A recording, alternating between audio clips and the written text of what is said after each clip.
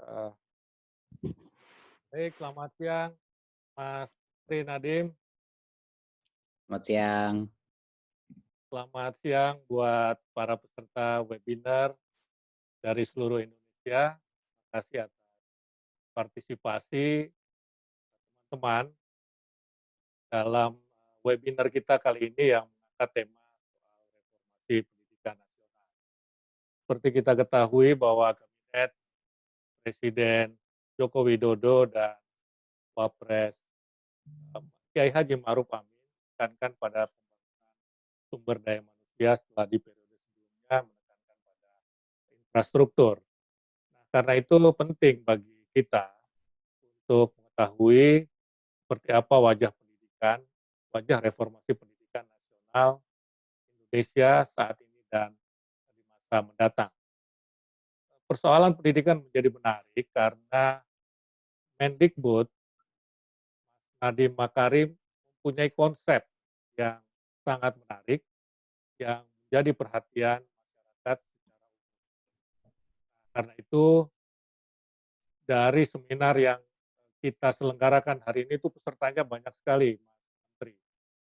Daftar itu sampai 16.000, tetapi karena terbatas, maka sekitar 3 ribuan barangkali yang bisa ikut webinar, tetapi semua bisa mengikuti lewat live di Instagram, di YouTube, dan juga di Facebook, baik melalui akun Media Indonesia maupun akun Mendikbud.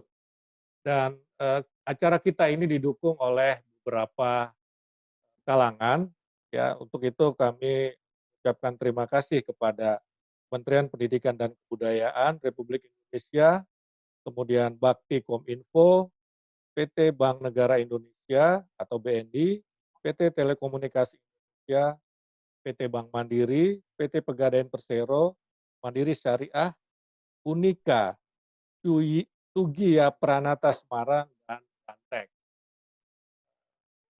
Untuk pertama kali, saya akan mengajukan pertanyaan kepada Mas Nadiem.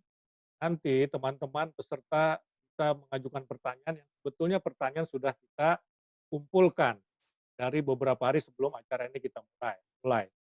Ada begitu banyak pertanyaan, ternyata ada 5.000 pertanyaan. Tapi kami seleksi jadi hanya 100 dan kemudian kita padatkan lagi menjadi 10 yang kita anggap mewakili. Nah, pertanyaan pertama saya akan ajukan kepada Menteri Nadiem Makarim. Menteri, pendidikan di Indonesia pada saat ini banyak yang mengatakan perlu perbaikan dengan berbagai macam ukuran. Orang mengatakan perlu reformasi pendidikan nasional. Dan Mas Nadiem dinilai oleh masyarakat punya konsep yang bagus yang memberi harapan bagi kemajuan pendidikan nasional di Indonesia. Salah satu ukurannya begini Mas Menteri, kita kemarin waktu 100 hari kabinet melakukan survei. Survei dan Mas Menteri Nadiem termasuk satu dari 5 menteri yang dianggap berkinerja dan mempunyai konsep yang sangat bagus. Nah, hari ini kita ingin mengetahui seperti apa sebetulnya wajah pendidikan Indonesia saat ini dan di masa mendatang dalam konteks konsep-konsep yang disampaikan oleh Mas Nadiem, misalnya Merdeka Belajar. Dikaitkan juga dengan kondisi kita saat ini yang tidak kita inginkan memang, tapi kita harus menghadapi yang kita sebut pandemi COVID-19. Jadi intinya masyarakat ingin mengetahui seperti apa kira-kira pendidikan Indonesia, kira-kira seperti apa reformasi pendidikan di Indonesia hari ini dan di masa mendatang. Silakan Mas Nadiem. Terima kasih Pak, sudah mengundang saya di acara webinar ini. Saya sedang, di rumah dan semua pekerjaan dilakukan dari rumah, jadinya kami di Kementerian Pendidikan dan Kebudayaan terpaksa berinovasi dengan cara-cara, pola-pola pekerja yang, secara cukup, menggembirakan, ternyata lebih efisien, Mas, gitu. Jadinya, tapi ya tentunya, banyak sekali tantangan-tantangan yang kita hadapi.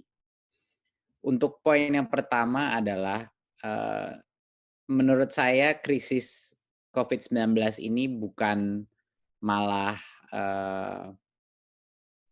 memperlambat, tapi malah mempercepat inovasi di dunia pendidikan kita. Karena kita semua, bukan hanya kementerian, tapi guru-guru, orang tua, murid, semuanya terpaksa untuk paling tidak mencoba melakukan cara-cara pembelajaran melalui teknologi, dengan jarak jauh, melalui TV, dan lain-lain, untuk bisa mencari cara-cara unik dan baru di dalam tantangan yang dihadapi masyarakat Indonesia.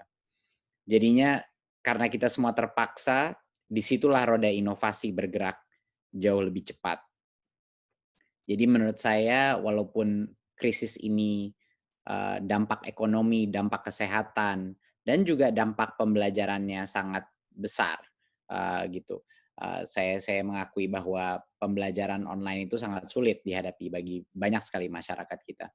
Tetapi salah satu hal yang positif adalah ini memberikan animo kita untuk keluar dari krisis ini dengan pemikiran yang lebih terbuka, dengan jutaan guru, orang tua, dan murid mencoba-coba aplikasi-aplikasi baru, mencoba metode-metode baru, dan juga timbullah bukan hanya dari sisi inovasinya, tapi juga timbul empati-empati baru, empati antara guru dan orang tua misalnya, bahwa guru itu untuk pertama kalinya menyadari betapa pentingnya peran orang tua untuk mensukseskan pendidikan anak, dan orang tua sadar betapa sulitnya tugas guru dalam mengajar anak dia. Berarti empati ini mulai terjalin dan bertumbuh.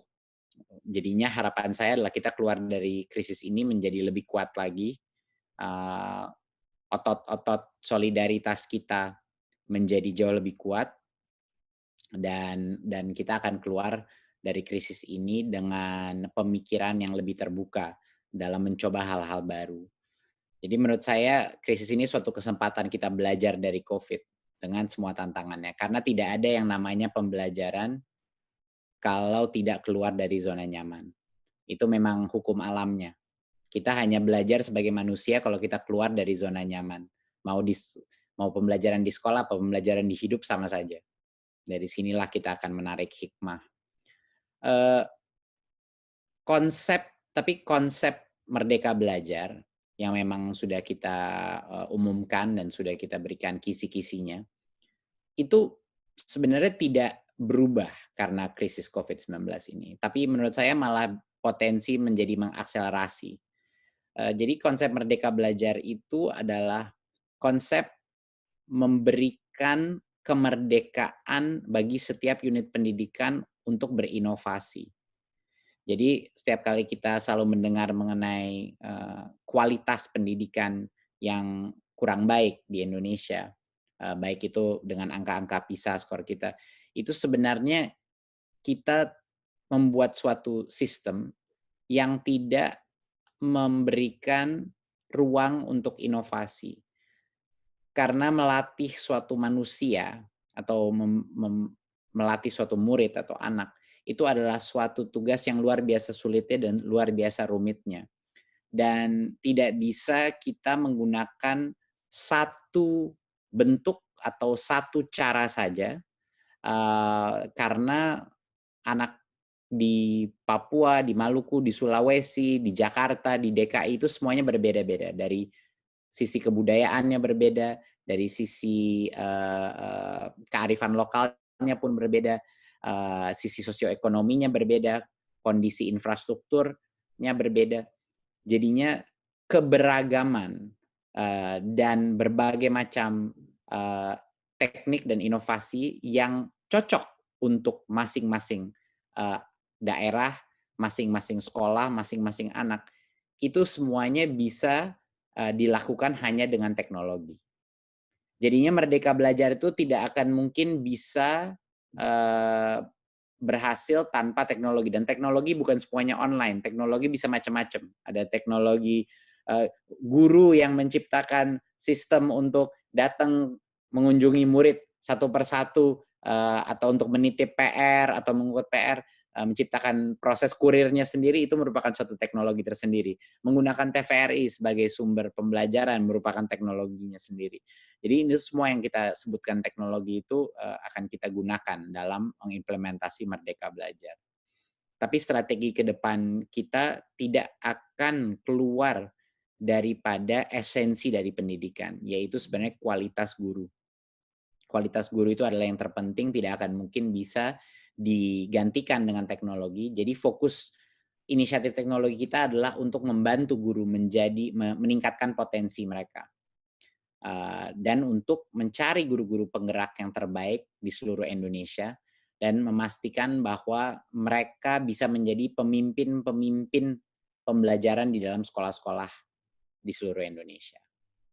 Dan konsep bagaimana kita melatih guru pun akan berubah, di mana tadinya itu guru itu dilatih melalui seminar-seminar atau workshop-workshop, tapi sekarang kita ingin merubah paradigma itu untuk melakukan pelatihan yang sifatnya lebih praktis, pelatihan di dalam sekolah-sekolah tersendiri. Makanya salah satu ide kita adalah untuk menciptakan sekolah penggerak, di mana sekolah-sekolah ini akan tersebar di seluruh Indonesia dan akan menjadi pusat-pusat pelatihan di daerah-daerahnya mereka tersendiri.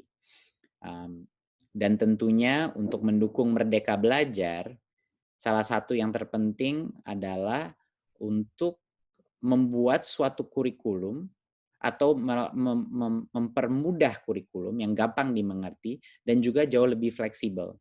Sehingga guru-guru bisa memilih konsep-konsep atau pembelajaran dengan kualitas tinggi, tapi yang cocok untuk level kompetensi dan juga passion daripada siswa-siswinya. Jadi itu adalah esensi Merdeka Belajar dari sisi kurikulum. Tentunya ada berbagai macam hal lain yang akan terus kita tingkatkan, tapi kira-kira esensi daripada Merdeka Belajar adalah untuk memberikan potensi terbesar untuk para guru-guru sekolah dan murid kita untuk berinovasi dan meningkatkan kualitas pembelajaran secara mandiri. Secara mandiri, bukan hanya mengikuti proses birokrasi pendidikan, tapi benar-benar inovasi pendidikan. Terima kasih.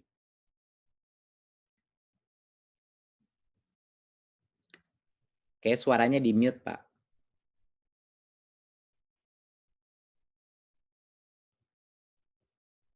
Mohon maaf, suaranya termute tadi. Mas Nadiem, saya langsung akan menyampaikan beberapa pertanyaan yang sudah kita pilih. Ya, tadi yang menarik adalah soal keberagaman. Nah, di sini kebetulan ada pertanyaan yang terkait dengan itu. Pertanyaannya begini, ini dari seorang guru SD di Arca Manik, namanya Ibu Winnie Restuliani. Dia bertanya begini, kebijakan seperti apa yang membawa reformasi pendidikan yang dapat berlaku untuk masyarakat Indonesia yang beragam latar belakangnya? Bagaimana Mas Menteri? Ada berbagai macam cara untuk mengoptimalkan sistem pendidikan yang benar-benar mengakomodasi keberagaman masyarakat Indonesia. Yang luar biasa ya, keberagaman kita spesial dibandingkan dengan negara-negara kita dari sisi budaya, bahasa, geografi, dan lain-lain. Jadi ada beberapa hal yang bisa kita lakukan untuk mengakomodasi ini, yang buat Indonesia itu spesial sebenarnya. Satu adalah kearifan lokal itu tidak bisa hilang. Itu luar biasa pentingnya. Dalam pembelajaran itu untuk mengerti konsep-konsep kurikulum, tetapi dalam konteks lokal, itu sangat penting. Karena setiap murid itu akan melihat semua mata pelajaran, semua materi itu dalam konteks kenapa sih saya harus peduli dengan materi ini? Apa relevansinya buat saya? Jadinya kontekstual learning, terutama yang memasukkan pembelajaran itu dalam konteks kearifan lokal itu sangat penting. Dan harusnya kurikulum bisa mengakomodasi itu. Itu adalah poin yang pertama.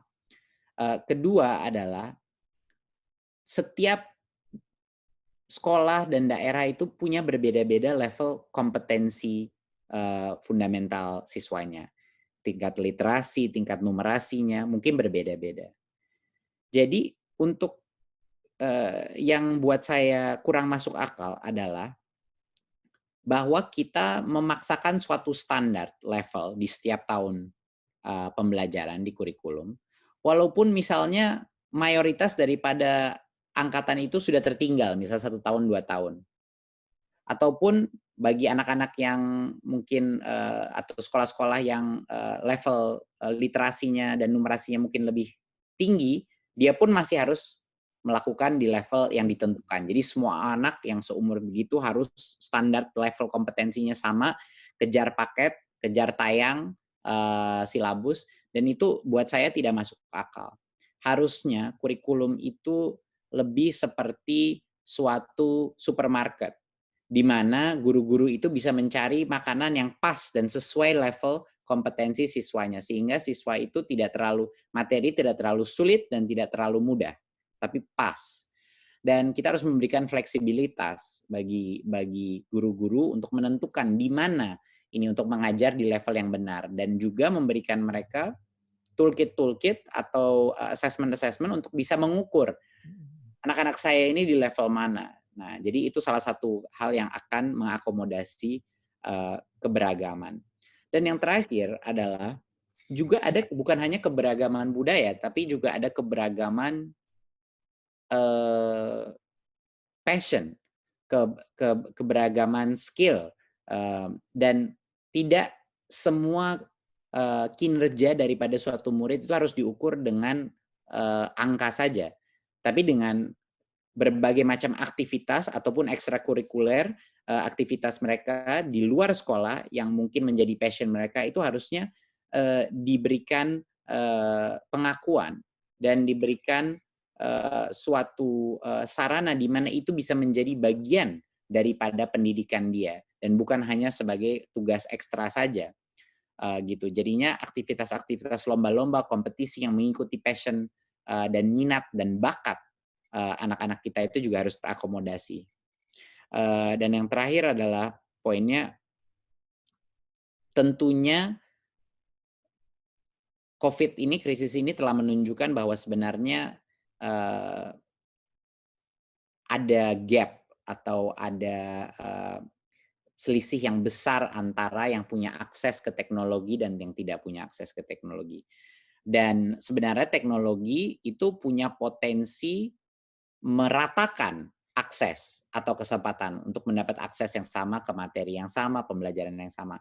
Tapi kalau tidak diberikan akses, yang paling butuh itu, mereka akan lebih tertinggal lagi. Jadinya luar biasa pentingnya dari sisi infrastruktur bukan hanya Kementerian Pendidikan, tapi kementerian instansi lain untuk memastikan bahwa semua sekolah kita ini online. Maksudnya punya akses ke internet dan punya fasilitas yang memadai. Jadi itu sudah jelas menjadi suatu kebutuhan yang sangat penting untuk mengatasi keberagaman negara seperti Indonesia. Ya, baik Mas Betri, penjelasannya sangat komprehensif ya. Tadi ada beberapa poin saya catat. Nah, masih terkait dengan keberagaman, tetapi ini lebih terkait dengan posisi beberapa lembaga pendidikan kita di lokasi terpencil. Nah, ini ada pertanyaan dari Ahmad Ali Hakam Dhani dari Universitas Andi Jema di Palopo, Sulawesi. Dia bertanya begini, apakah konsep Merdeka Belajar dapat diterapkan di setiap universitas atau perguruan tinggi, terutama yang memiliki lokasi yang terpencil? Silahkan, Mas Menteri. Menurut saya jawabannya iya, bisa. Dan malah akan lebih menguntungkan bagi universitas-universitas yang kecil untuk mengimplementasi Merdeka Belajar karena dia bisa lebih mengintegrasikan kearifan lokal, dia bisa lebih bebas memilih kurikulum-kurikulum atau prodi-prodi yang lebih relevan untuk daerahnya dia atau untuk industri yang lebih relevan di areanya dia. Tidak semua pengajaran hanya bisa terjadi di dalam kampus, tapi pembelajaran bisa dilakukan di berbagai macam institusi lainnya, baik di industri, baik di non-profit, di luar situ, baik juga untuk exchange. Nah, tentunya untuk mahasiswa-mahasiswa yang ada di universitas lebih kecil, tentunya ada berbagai macam konsiderasi, contohnya biaya untuk data atau teknologi, itu merupakan suatu tantangan. Kedua adalah kalau mereka ingin melakukan atau ingin pergi ke tempat lain untuk melakukan exchange 1 semester, 2 semester di tempat yang lain, di sekolah yang lain, itu tentunya juga membutuhkan biaya. Jadinya ada berbagai macam hal yang sifatnya akses ke teknologi dan akses ke sumber daya finansial yang juga harus dipastikan gitu, harus dicari solusinya, bantuannya dalam bentuk apa.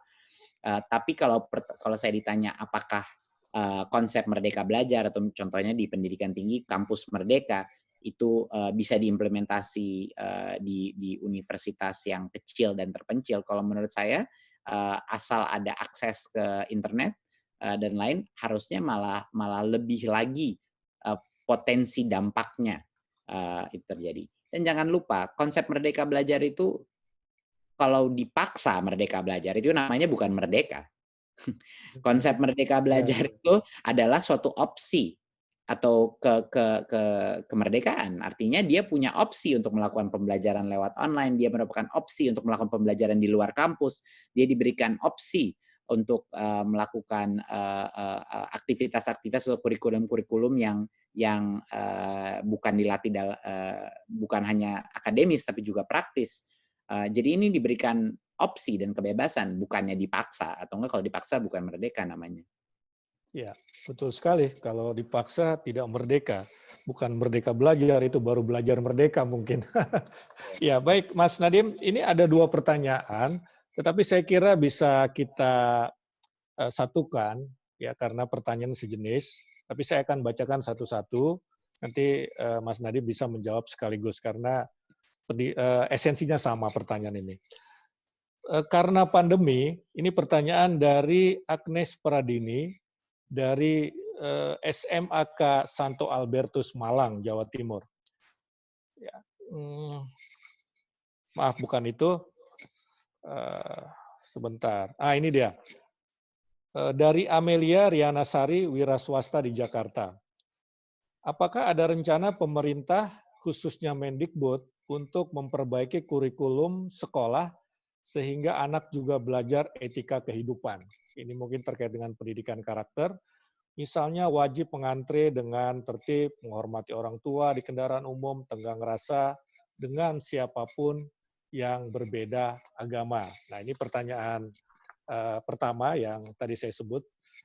Yang kedua, sejenis juga pertanyaannya, dari Ahmad Hasan Rusdi, Kepala Sekolah SMP Ibnu Khalil, Bangkalan, Madura, Jawa Timur. Menurut hasil survei Harvard University, keberhasilan seseorang tidak hanya ditentukan oleh kecerdasan dan keterampilan. Potensi hard skill hanya 20%, sedangkan sisanya yang 80% adalah soft skill, berupa kemampuan mengelola diri. Menurut saya, kurikulum nasional 2013 belum banyak mengcover 2013 belum banyak mengcover hal itu. Kondisi di dalamnya masih lebih berfokus pada aspek kognitif psikomotorik. Apakah akan ada reformasi kurikulum? Jadi terkait kurikulum, pendidikan karakter, dan juga soft skill, Mas Menteri. Silakan, Mas. Jawabannya iya, itu merupakan suatu mandat Pak Presiden agar kurikulum ini disesuaikan untuk mencapai apa sebenarnya tujuan daripada profil para pelajar di Indonesia. Jadinya di Kementerian Pendidikan dan Kebudayaan kita telah memilih 6 profil, kita sebutnya profil pelajar Pancasila, ya. Profil pelajar Pancasila ini adalah 1, bernalar kritis, bisa problem solving, bisa memecahkan masalah, ini yang hubungannya kognitif. Kedua adalah mandiri, yaitu dia secara independen termotivasi untuk meningkatkan kemampuan dia dan secara independen bisa mencari knowledge dan termotivasi. Ketiga adalah kreatif, dia bisa menciptakan hal-hal baru, bisa berinovasi secara mandiri, dan dia punya rasa cinta terhadap hal-hal kesenian dan budaya. Gotong royong, itu yang keempat. Dia punya kemampuan berkolaborasi, itu adalah soft skill utama yang terpenting di masa depan. Dia bisa bekerja secara tim. Dan yang kelima adalah kebinekaan global. Kebinekaan global ini adalah agar profil pelajar kita dia mencintai keberagaman budaya, mencintai keberagaman agama dan ras, yaitu di negaranya sendiri, tapi juga secara internasional, di mana dia merasa sebagai suatu penduduk dunia. Bukan hanya dia bangga menjadi Indonesia, tapi dia juga bangga menjadi manusia, sehingga dia punya perspektif global. Karena tentunya di masa depan mau nggak mau semua uh, uh, masyarakat Indonesia harus berkompetisi bukan hanya di Indonesia, tapi di panggung dunia. Karena kan sekarang talent pool itu sudah berglobal. Dan yang keenam, yang terpenting juga adalah berakhlak mulia. Disinilah moralitas, spiritualitas, dan etika itu ada di sini. Jadinya, Mas Usman, mau nggak mau, pendidikan karakter kalau kita mau mencapai 6 profil ini harus menjadi pilar inti daripada kurikulum kita maupun juga pola pembelajaran kita yang terjadi di dalam kelas. Jadi jawabannya sudah jelas, pasti pendidikan karakter akan menjadi salah satu pilar inti. Dan yang kedua adalah soft skill. Bagaimana caranya kita melatih gotong royong, melatih kreativitas, kalau tidak dengan melakukan berbagai macam project based learning, ya kan? Dengan menciptakan sesuatu, bukan hanya membaca sesuatu lalu diambil tes, tapi juga untuk menciptakan karya. Makanya saya punya selalu moto, kalau kita ingin melakukan transformasi pembelajaran di dalam suatu ruang kelas, itu harus banyak tanya, banyak coba, banyak karya. Nah, di banyak karyanya inilah yang menurut saya akan melatih berbagai macam soft skill dengan cara yang lebih efektif. Apakah ini bisa terjadi dalam waktu 5 tahun? Jawabannya tidak, tidak mungkin. Ini merupakan proses transformasi yang minimal 10 tahun untuk melakukan itu. Tapi harus kita mulai sekarang, gitu. Kita harus mulai sekarang. Jadinya sudah jelas soft skill akan meningkat kepentingannya, kemampuan juga untuk bisa mencintai keberagaman itu juga akan meningkat kepentingannya, dan juga penguatan karakter melalui akhlak mulia itu tentu menjadi komponen yang sangat penting. Baik, Mas Menteri, ini melanjuti pertanyaan tadi soal keberanian mencoba, bertanya. Itu sering sekali, mungkin karena kita sudah terlalu lama, kekhawatiran anak-anak takut salah ataupun dipersalahkan. Ini kadang-kadang meredam kreativitas dan inovasi juga ya, Mas. Ini bagaimana caranya agar guru, orang tua bisa memfasilitasi ini anak jangan takut salah begitu untuk mencoba. Iya, makanya sebelum kalau kita melakukan berbagai macam kebijakan, perubahan kurikulum dan lain-lain teknologi, tapi pola pikir orang-orang dewasa, yaitu guru dan orang tua, tidak berubah menjadi terbuka dan inovatif, ini tidak akan berhasil. Saya suka sedih waktu mengetahui bahwa banyak sekali di masyarakat kita yang takut salah, apalagi di dunia pendidikan. Karena sebenarnya kesalahan itu adalah cara saya sebagai individu, itu cara saya belajar paling cepat. Saya nggak belajar dari kesuksesan-kesuksesan saya belajar terutama dari kesalahan-kesalahan atau kegagalan-kegagalan saya. Jadinya proses untuk mencoba hal-hal baru dan salah-salah itu adalah esensi daripada pembelajaran. Jadinya itu, tapi paradigma banyak sekali orang dewasa adalah, ya udah belajar itu harus ada jawabannya, cuma satu jawabannya dan harus benar. Padahal proses pembelajaran itu bukan seperti itu. Proses pembelajaran adalah agar secara mandiri itu anak membayangkan dan mencari berbagai macam solusi dan berpikir kritis, berpikir multidimensional untuk memecahkan satu permasalahan. Karena di dunia nyata tidak ada jawaban yang benar, Mas Usman. Iya. Di dunia yang nyata ada berbagai macam jawaban atau solusi dari suatu masalah. Ada yang lebih benar, ada yang lebih salah, tapi ada berbagai macam jalur untuk memecahkan masalah itu. Dan dari situlah kita harus mulai merubah paradigma atau pola pikir, mindset daripada guru-guru dan juga orang tua untuk lebih terbuka bahwa ada berbagai macam cara untuk menemukan solusinya. Dan proses diskusi dan dialog antara guru dan murid, di dalam perdebatan itu, di dalam proses interaksi disitulah terjadi pembelajaran dan penguatan otak pemikiran kritis. Ya, baik.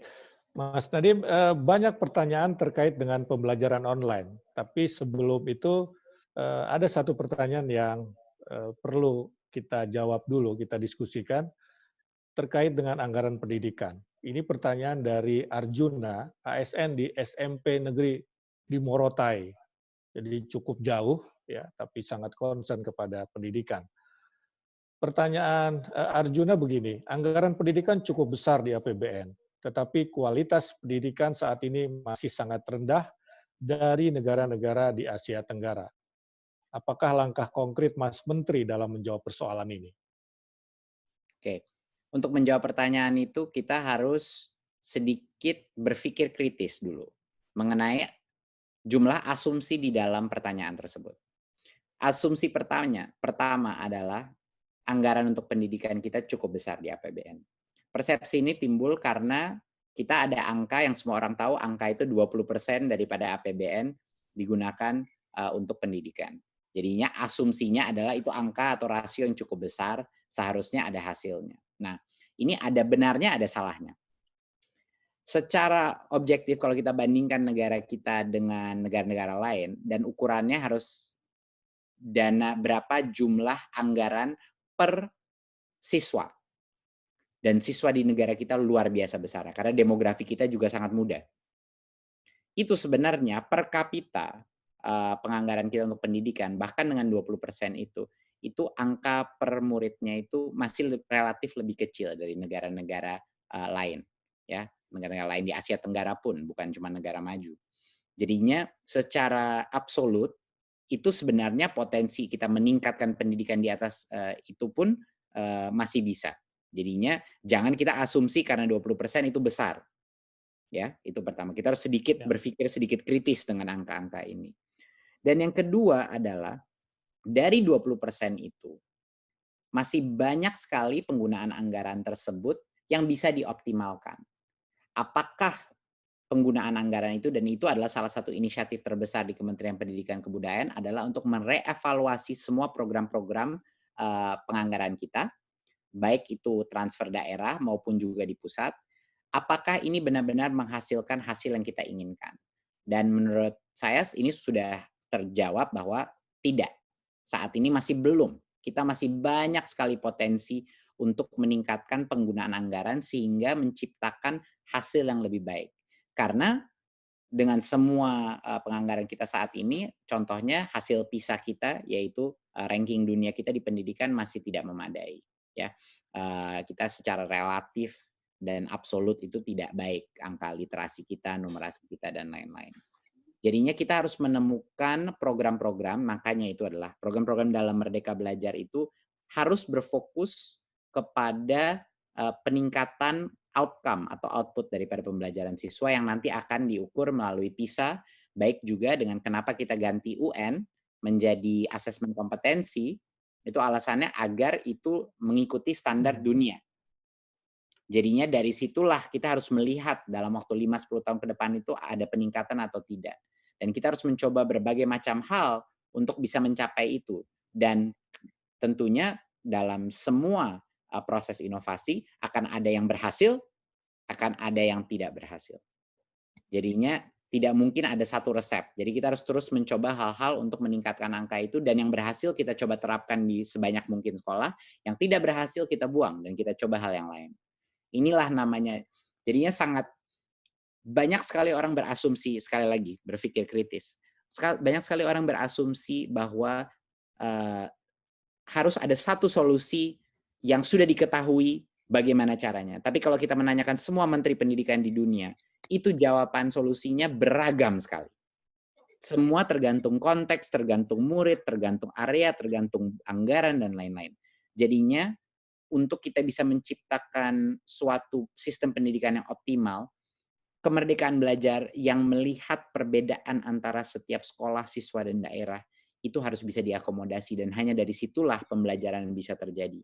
Jadinya nggak bisa one size fits all. Baik, Mas Menteri. Ternyata masih ada satu lagi sebelum pertanyaan ke pembelajaran online. Dari Adi Wijaya, ASN di Yogyakarta.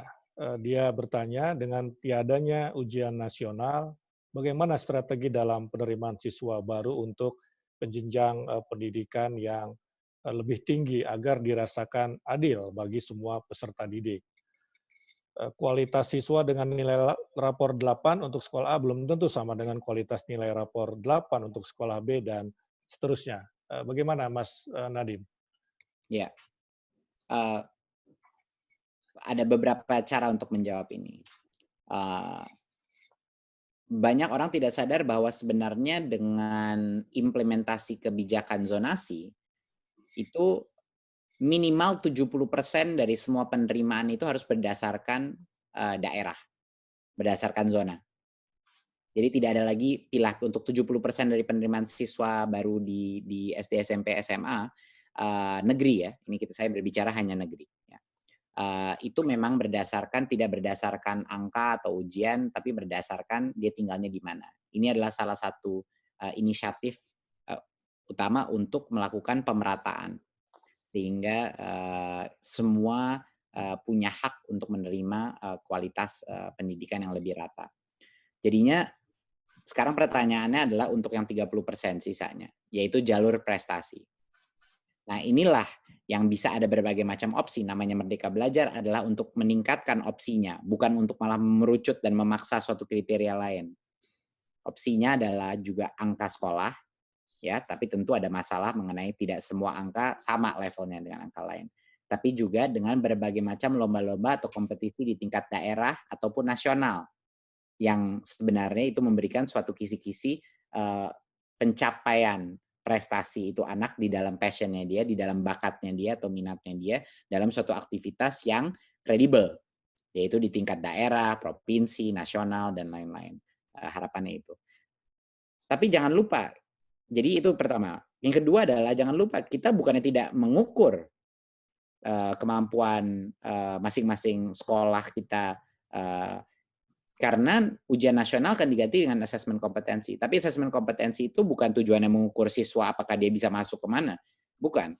Tujuannya adalah untuk mengukur level sekolah, pembelajaran di sekolah ini sudah di level mana dibandingkan dengan sekolah-sekolah lain. Sehingga dia bisa, itu kepala sekolah dan guru-guru diberikan informasi, oke, saya ketinggalan di sini, oh tapi saya lebih tinggi di sini, dan lain-lain untuk memperbaiki dirinya. Jadinya tentunya untuk masuk universitas berbeda. Tentunya akan masih ada high stakes test untuk masuk universitas karena begitu banyaknya murid yang ingin masuk ke universitas terbaik di Indonesia, jadinya perlu suatu sistem filtering yang terjadi gitu. Dan seperti yang sekarang SBMPTN itu akan masih terus berjalan dan itulah yang akan menentukan seleksi. Tapi di bawahnya harusnya dengan zonasi dan jalur prestasi itu sudah tidak dibutuhkan lagi. Baik, Mas Menteri, kita akan beralih ke pertanyaan terkait dengan belajar online. Tapi sebelum itu saya ingin mengucapkan kembali terima kasih kepada Kementerian Pendidikan dan Kebudayaan Republik Indonesia, Bakti Kominfo, PT Bank Negara Indonesia, PT Telekomunikasi Indonesia, PT Bank Mandiri, PT Pegadaian Persero, Mandiri Syariah, Unika Sugia Pranata Semarang, dan Bantex yang mensupport program ini. Mas Menteri, ini ada pertanyaan tentang pembelajaran online dan saya baca juga pertanyaan seperti itu banyak disampaikan di dalam chat webinar kita ini. Pasca pandemi, apakah pola pembelajaran jarak jauh atau online untuk satuan pendidikan tingkat SMP dan SMA dimungkinkan secara formal dapat diakomodasi dalam bentuk regulasi? Jadi ada aturan begitu ya. Ini pertanyaan dari Ari Rosandi, Direktur Pendidikan Cahaya Rancamaya Islamic Boarding School. Gimana Mas Menteri? Iya, esensi daripada Merdeka Belajar adalah untuk memberikan opsi atau memberikan cara-cara inovatif yang baru yang bisa diperlakukan guru dan kepala sekolah maupun murid kalau dia inginkan. Jadinya kalaupun ada regulasi itu akan memperbolehkan kemungkinan besar regulasi itu akan memperbolehkan berbagai macam format atau belajar yang beda daripada yang konvensional atau yang tradisional.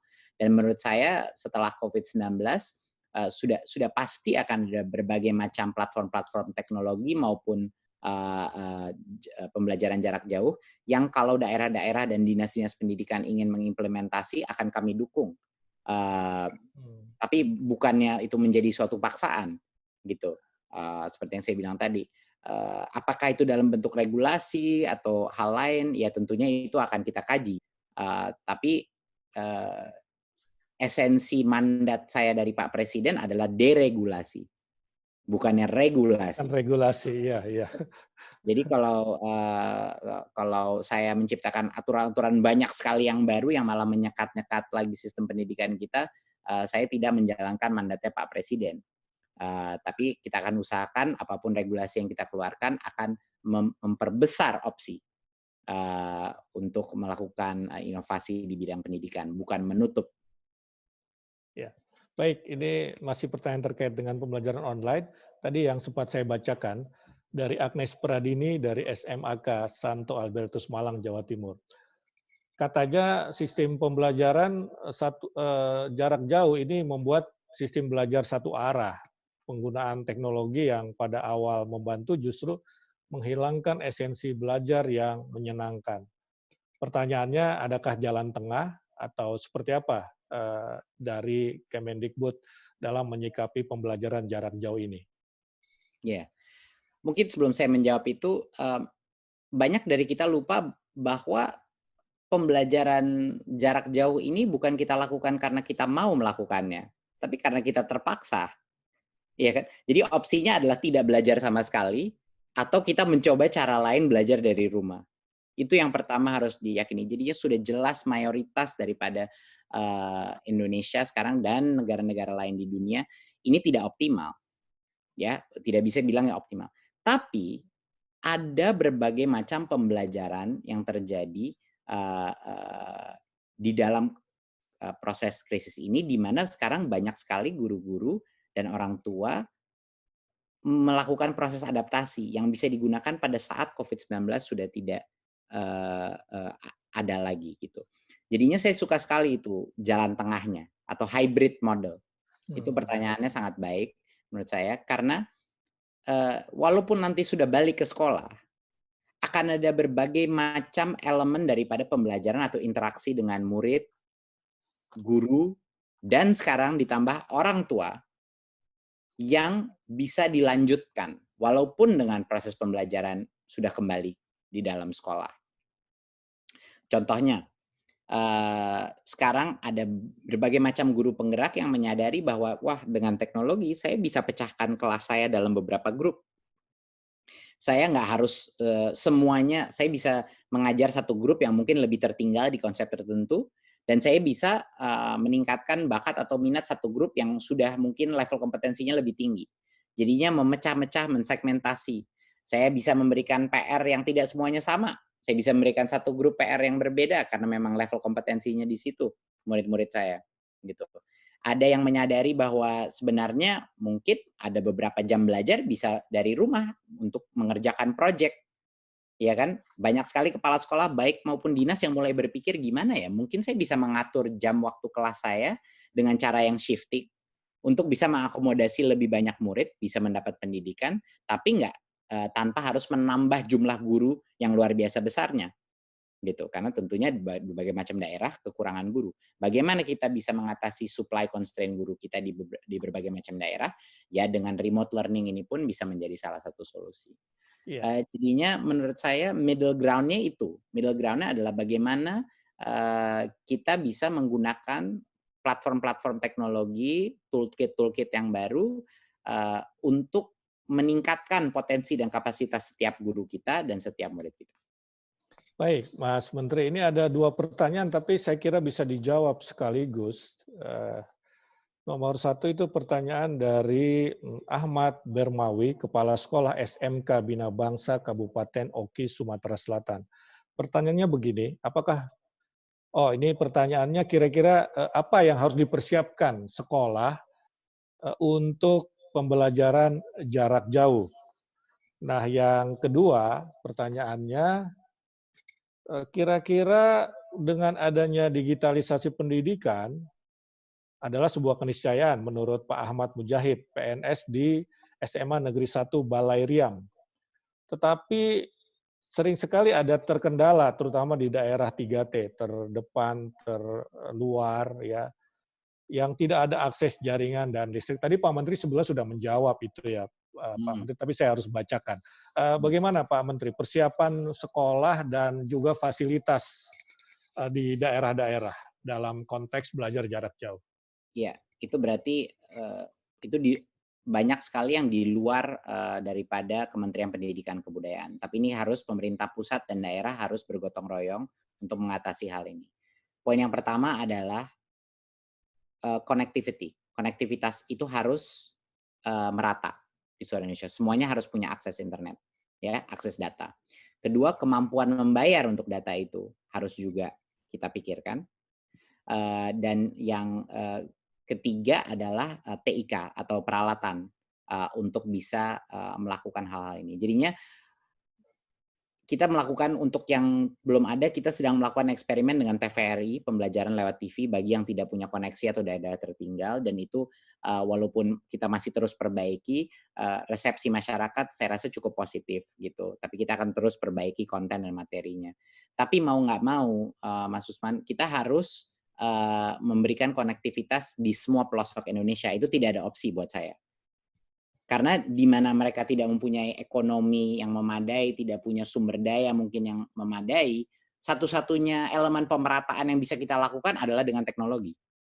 Gitu. Jadinya mau nggak mau kita nggak punya pilihan. Kita harus memprioritaskan konektivitas internet bagi seluruh sekolah kita di Indonesia. Dan itu membutuhkan gotong royong bahu-membahu, bukan Kementerian Pendidikan dan Kebudayaan saja, tapi berbagai macam kementerian lainnya, baik keuangan, PUPR, Menkominfo, dan lain-lain, untuk bisa memastikan konektivitas ini merata di seluruh Indonesia. Baik, dan pemerintah pusat, Presiden Jokowi punya program yang bahasa gampangnya tol langit. Kira-kira seperti itu, mudah-mudahan bisa segera terwujud supaya pemerataan teknologi terjadi. Menarik sekali, Mas Menteri Nadiem. Kita tiba di penghujung program, tetapi barangkali Mas Menteri punya closing statement, ya, punya saran atau apapun yang ingin disampaikan kepada kita semua. Silakan, Mas Nadiem. Iya. Yang pertama adalah mungkin masyarakat harus menyadari bahwa dalam kondisi yang tidak ideal ini, memang pembelajaran dari rumah ini banyak sekali kesulitan, banyak sekali tantangan, banyak sekali yang tidak ideal, banyak memang humanisme ya daripada pembelajaran itu hilang karena kita tidak bisa merasakan emosi atau empati secara bertatap muka dengan guru kita, dengan mentor kita, dan itu pasti dampaknya sangat besar. Dan ini bikin frustrasi, banyak sekali anak-anak yang juga menerima assignment saja atau tugas seolah-olah sekolah itu kayak playlist PR saja gitu. Setiap hari kayak ditumpukin PR terus-terus. Dan ini merupakan suatu hal yang kami menyadari betapa sulitnya ini. Tapi semua instansi, baik kementerian, guru, murid, orang tua harus menyadari bahwa ini adalah proses adaptasi yang karena ada darurat. Jadinya bukan hanya masyarakat yang harus tiba-tiba beradaptasi dengan pembelajaran jarak jauh, kementerian pun harus mengadaptasi dengan pelajaran jarak jauh. Orang tua pun harus beradaptasi dengan anaknya seharian di dalam kelas. Guru harus beradaptasi, tiba-tiba anaknya nggak di depan dia. Dan tentunya murid harus beradaptasi. Tapi harapan saya adalah walaupun pembelajaran sekarang masih tidak optimal, pada saat krisis ini berlalu, dan harapan saya adalah krisis ini akan berlalu dalam beberapa bulan ke depan ini, harapannya lebih cepat lagi, itu adalah harapan saya, tapi tentunya itu tergantung virusnya ya, dan virusnya nggak bisa disuruh-suruh. Ini memang suatu tantangan kita semua bersama. Tapi harapan saya adalah dengan kita semua secara serentak keluar dari zona nyaman, kita semua memperkuat otot-otot adaptif kita.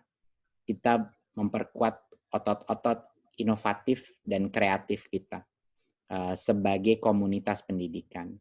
Dan karena itu kita akan keluar dari krisis ini bukan hanya tergoyang atau terpukul, tapi kita akan keluar dari krisis ini dengan resistensi atau imunitas, bukan hanya imunitas kesehatan, tapi imunitas kekuatan mental yang lebih tinggi.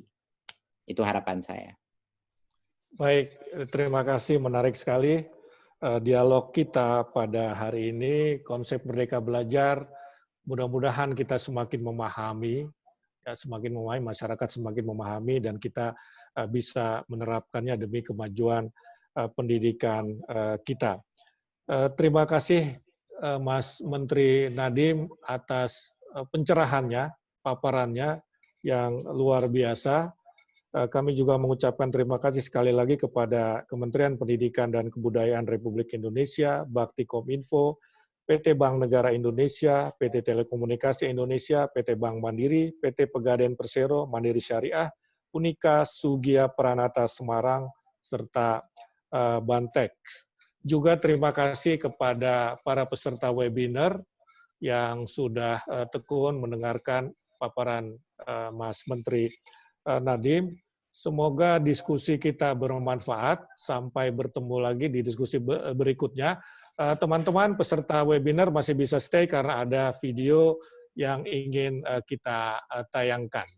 Kepada Mas Menteri, sekali lagi terima kasih Mas Menteri Nadiem, sungguh luar biasa. Terima kasih. Selamat sore. Assalamualaikum. Waalaikumsalam warahmatullahi wabarakatuh.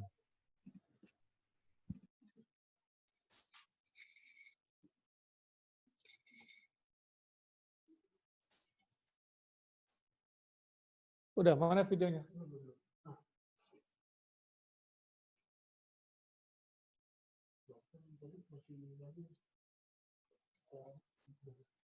Di mana?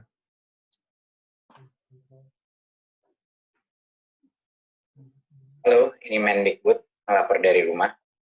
Saya ingin hari ini berikan beberapa pikiran saya dan juga beberapa tips-tips bagi pengajar, baik guru atau orang tua, dalam menghadapi kondisi situasi krisis ini, di mana banyak sekali murid-murid kita sekarang belajar dari rumah, dan banyak sekali guru-guru mengajar dari rumah. Untuk tips yang pertama, dan mungkin yang terpenting, jangan stres. Ini adalah masa adaptasi. Pasti tidak mudah, penuh dengan kebingungan, penuh dengan ketidakpastian. Ini normal.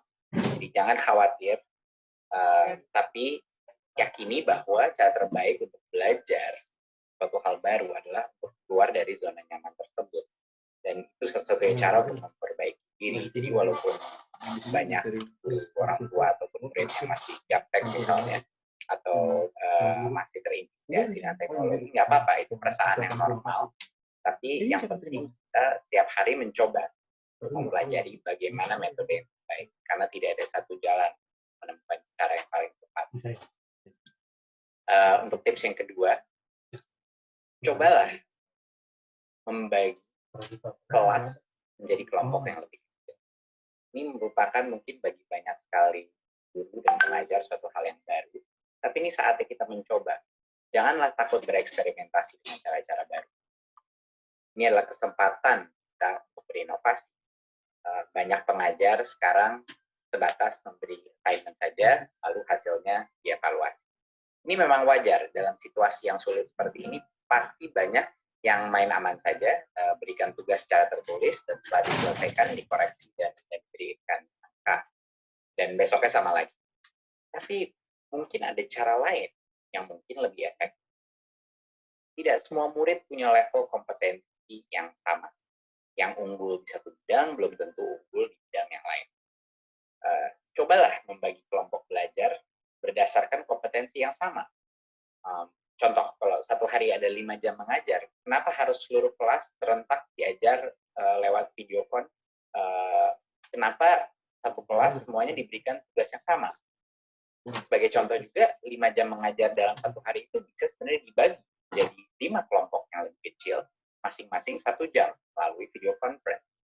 Tapi setiap kelompok fokus kepada topik yang mungkin paling menyulitkan untuk mereka, atau topik yang paling menarik bagi mereka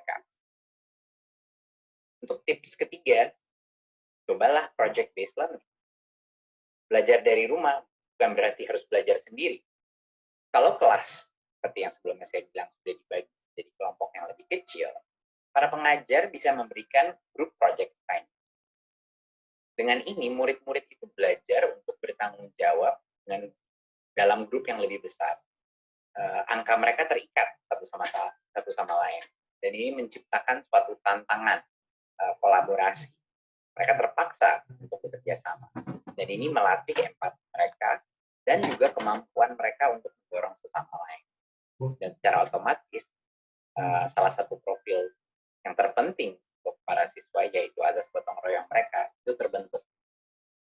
Nah, jadi membagi kelas menjadi kelompok kecil ini sebenarnya membuka banyak sekali kesempatan untuk project based learning yang luar biasa. Dan ini nggak akan langsung lancar, saya jamin. Tapi harus mulai dicoba. Jangan remehkan kemampuan anak untuk mengatur dirinya jika mereka saling bergantung pada murid lain. Pasti banyak guru-guru dan orang tua yang terkejut melihat level motivasi mereka yang meningkat. Tips keempat, alokasikan lebih banyak waktu bagi yang tertinggal.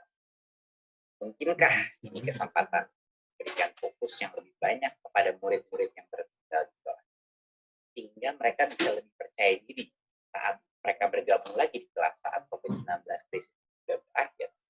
Jadi mereka bisa mengejar dalam waktu. Mungkinkah ini kesempatan emas untuk melibatkan orang tua, memahami dan membantu apa tantangan anak-anak mereka yang mungkin tertinggal di kelas, yang mungkin pembelajarannya terganggu, ataupun mereka lebih lambat di satu topik tertentu. Karena ada beberapa anak-anak yang jelas punya bantuan yang lebih banyak. Ada anak-anak yang butuh bantuan lebih banyak, ada anak-anak yang mungkin lebih independen. Jadinya kenapa semua guru dan pengajar harus membagi waktu secara rata antara semua anak? Mungkinkah kesempatan untuk benar-benar membantu anak-anak yang lebih tertinggal, yang lebih berkebutuhan? Tips kelima adalah fokus kepada yang terpenting. Kalau kita mau mengerjakan semuanya kejar tayang silabus saja, pasti akan suboptimal dan tidak akan efektif. Ini saatnya bereksperimentasi dengan alokasi waktu. Kenapa harus semua mata pelajaran diberikan waktu yang sama di metode online baru? Mungkinkah ini kesempatan untuk mengejar konsep-konsep mendasar yang tadinya tertinggal? Daripada kejar tayang semua topik, mungkin ini kesempatan emas untuk menguatkan konsep-konsep fundamental yang mendasari kemampuan murid-murid untuk bisa sukses di mata pelajaran apapun. Contohnya seperti literasi dan numerasi atau pendidikan karakter. Dan tips keenam, sering nyontek antara guru. Cuma setengah bercanda. Memang nyontek antara murid itu tidak boleh, tidak bisa dilakukan dan itu tidak bisa diterima. Tetapi guru harus sering-sering nyontek sama guru lain. Ada banyak sekali guru-guru berinovasi dengan metode belajar online. Sama seperti murid, ada guru yang lebih cepat, ada guru yang lebih lambat beradaptasi dengan teknologi. Jangan ragu-ragu meminta pertolongan dari guru lain. Jangan ragu-ragu meminta contoh-contoh atau best practice dari guru-guru yang lain. Sekarang dengan video conferencing, mudah sekali untuk nimbrung ke kelas guru yang lain. Minta izin kepada guru tersebut, boleh nggak saya mengobservasi kelas Anda melalui video conferencing? Apa yang guru itu lakukan? Bagaimana mereka menyampaikan bahan? Bagaimana mereka menggunakan fitur-fitur software? Bagi guru-guru yang sudah pede dengan teknologi, ajaklah guru-guru lain masuk ke dalam kelas virtual mereka, agar bisa melihat dan memberikan inspirasi kepada mereka. Ini adalah kesempatan emas untuk para guru-guru nimbrung secara digital di dalam virtual classroom-nya guru-guru yang sudah lebih canggih. Jadi itu yang saya maksud dengan guru harus sering-sering mencontek guru-guru lain yang lebih canggih di bidang teknologi dan yang sudah berinovasi lebih jauh.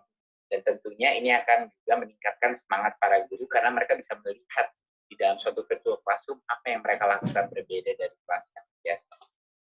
Dan tips terakhir adalah have fun.